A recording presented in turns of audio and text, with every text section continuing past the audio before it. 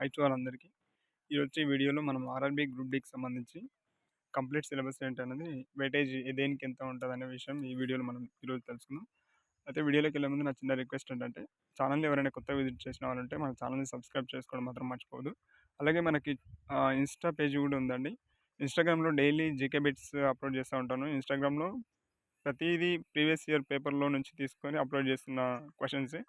అయితే మనకు Telegram channel గూడా ఉంది. దాంట్లో ప్రీవియస్ ఇయర్ పేపర్స్ డైలీ ఒకటి అప్లోడ్ చేస్తూ ఉంటాను. Important bits and GK and సంబంధించి గ్రూప్ డీకి సంబంధించి ప్రతి కాంపిటేటివ్ ఎగ్జామ్స్కి సంబంధించి ప్రతిదీ అప్లోడ్ చేస్తూ ఉంటాను. దాంట్లో జీకే జిఎస్ రీజనింగ్ సంబంధించి దాంట్లో డైలీ అప్లోడ్ చేస్తూ ఉంటాను టెలిగ్రామ్ ఛానల్లో. ఇంకెవరైనా జాయిన్ కాని వాళ్ళు ఉంటే డిస్క్రిప్షన్లో లింక్ ఇస్తాను, వెళ్ళి జాయిన్ కండి. కంప్లీట్ సిలబస్ ఏమేమి ఉంటుంది అనేది ఈ వీడియోలో ఇప్పుడు తెలుసుకుందాం. ఆర్ఆర్బీ గ్రూప్ డి సంబంధించి ఇది 3 స్టేజెస్లో కండక్ట్ చేస్తున్నాడు సెలక్షన్ ప్రాసెస్ అనేది.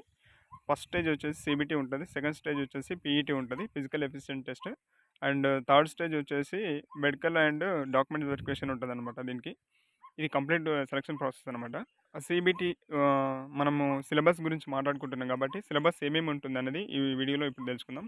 అయితే గ్రూప్ డీకి సంబంధించి టోటల్గా 100 మార్క్స్కి ఎగ్జామ్ కండక్ట్ చేస్తున్నాం అనమాట. దీంట్లో జనరల్ ఇంటెలిజెన్స్ మరియు రీజనింగ్ సంబంధించి 30 మార్క్స్ ఉంటాయి. జనరల్ సైన్స్కి సంబంధించి 25 మార్క్స్ ఉంటాయి. జనరల్ అవేర్నెస్ అండ్ కరెంట్ అఫైర్స్కి సంబంధించి 20 మార్క్స్ ఉంటాయి. మ్యాథ్స్కి సంబంధించి 25 మార్క్స్ ఉంటాయి అన్నమాట. టోటల్గా 100 మార్క్స్ ఉంటాయి దీంట్లో. ప్రతి ఒక్క ప్రశ్నకి ఒక మార్క్ ఉంటుంది. 90 నిమిషాల టైం ఉంటుంది దీనికి. 1/3 నెగిటివ్ ఉంటుంది దీంట్లో. ఒక 3 తప్పులకి ఒక మార్క్ అనేది తీసేయడం జరుగుతుంది అనమాట.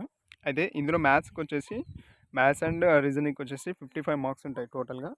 మ్యాథ్స్కి సపరేట్ వచ్చేసి 30 మార్క్స్ ఉంటాయి. మనకి 10th క్లాస్ బేసిక్స్ కాబట్టి 10th క్లాస్ బేసిక్స్ పైన అడుగుతాడు, ఎక్కువ డెప్త్ వెళ్ళాడు అనమాట. మనం ఆల్రెడీ 10th క్లాస్లో మ్యాథ్స్ పర్ఫెక్ట్గా ఉంటే ఇది ఈజీగా క్రాక్ చేయొచ్చు. 10th క్లాస్ బేసిక్సే ఉంటుంది. అలాగని టెన్త్ బేసిక్స్ అని కాదు, ఇంకా కొంచెం డెప్త్గా నేర్చుకోవడానికి మనం ప్రయత్నం చేయాలి. ఎందుకంటే ఈ రోజుల్లో ఉన్న కాంపిటేటివ్స్ అనేది చాలా క్రిటికల్గా ఉన్నాయి. నెక్స్ట్ వచ్చేసి రీజనింగ్ 25 మార్క్స్ అనమాట. సిట్టింగ్ అరేంజ్మెంట్, డైరెక్షన్స్ కామన్గా అన్ని కాంపిటేటివ్ ఎగ్జామ్స్కి ఉన్న సిలబస్ రీజనింగ్ అనేది దీంట్లో ఉంది.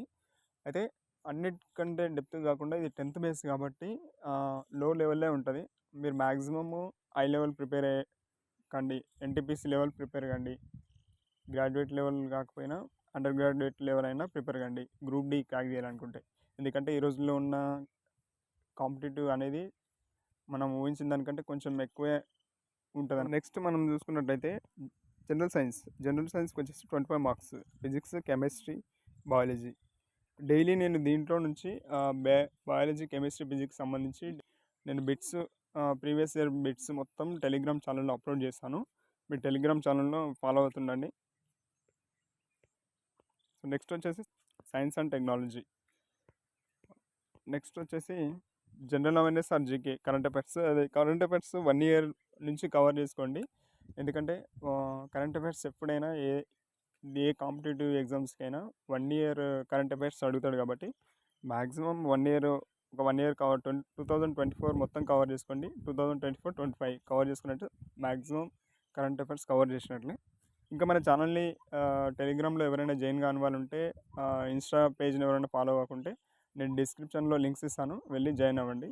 మీకు ఇంకేదైనా డౌట్స్ ఉంటే నన్ను కామెంట్స్లో అడగండి, నేను మీ డౌట్స్ క్లారిఫై చేస్తాను.